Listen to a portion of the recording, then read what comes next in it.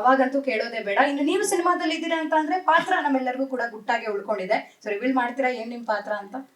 ಗುಟ್ಟಾಗೆ ಉಳ್ಕೊಳ್ಳಿಲ್ಲ, ಅಲ್ಲಿಂದಾನೇ looks ಕೊಡ್ತಾರೆ ನಮ್ಮ director, ಏನು ಹೇಳ್ಬೇಡಿ ಅಂತ.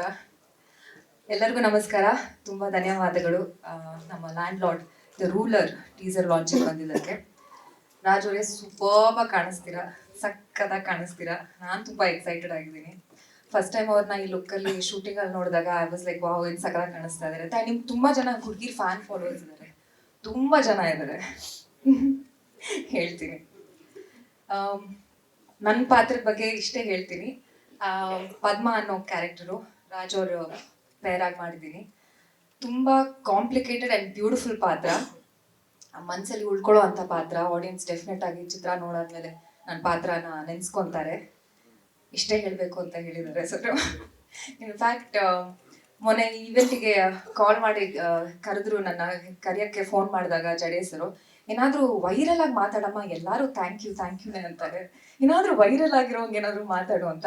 ಸೊ ಎಲ್ಲ ಜಿತ್ ತಿಳಿಸ್ಕೊಂತೀನಿ ಸರ್. ದಿನಕ್ಕೆ ದಿನದಲ್ಲಿ 7 ಸೀರೆ ಚೇಂಜ್ ಮಾಡಿಸಿದ್ದಾರೆ.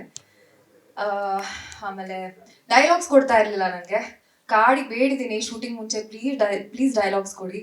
ಕೋಲಾರ ಡೈಲಾಗ್ಟಲ್ಲಿ ಬೇರೆ ಇರೋದು ನಮ್ಮದು ಭಾಷೆ. ಏನಿದ್ರು ಲಾಸ್ಟಲ್ಲಿ ಅಷ್ಟು ಬೇಡಿದ್ದಕ್ಕೆ 4 ಲೈನ್ ಮೆಸೇಜ್ ಮಾಡಿದ್ದಾರೆ, ಇಷ್ಟೇ ಡೈಲಾಗ್ ಬನ್ನಿ ಅಂತ. ಅದು ನನಗೆ I was little nervous because Raj ಅಂತ ಅಷ್ಟು big actor, come on, you are such a huge actor. ಸುಮ್ಮನೆ ಹೇಳ್ತಾ ಇಲ್ಲ, ಸೀರಿಯಸ್ಲಿ ನರ್ವಸ್ ಆಗಿದೆ. ಸರ್ಗೂ ಹೇಳ್ದೆ ಅವ್ರ ಜೊತೆ ನಾನು ವರ್ಕ್ ಮಾಡಬೇಕು, ಎಂಬಾರೆಸ್ ಆಗ್ಬಿಡುತ್ತೆ ಏನಾದ್ರು ಡೈಲಾಗ್ಸ್ ಮರ್ತೋದ್ರೆ ನಾನು ಅಂತ. ಓ ರಾಜನ ಬನ್ನಿ, ನೀವು ಯಾಕೆ ವರಿ ಮಾಡ್ಕೊತೀರಾ ಅಂತ. ಅಷ್ಟು ಈಸಿಯಾಗೂ ಇತ್ತು ಅವ್ರ ಜೊತೆ ವರ್ಕ್ ಮಾಡಿದ್ದು.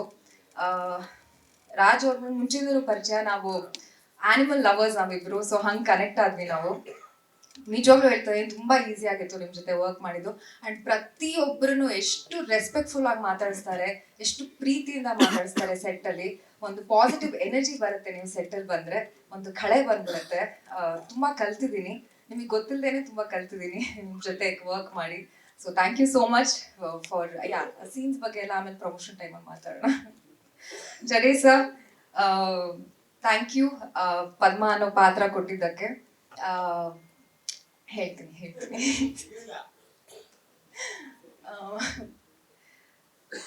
ನಾನು ಗುರು ಶಿಷ್ಯರು ಫಿಲ್ಮ್ ನೋಡಾದ್ಮೇಲೆ ಫೋನ್ ಮಾಡಿದ್ದೆ ಸರ್ಗೆ.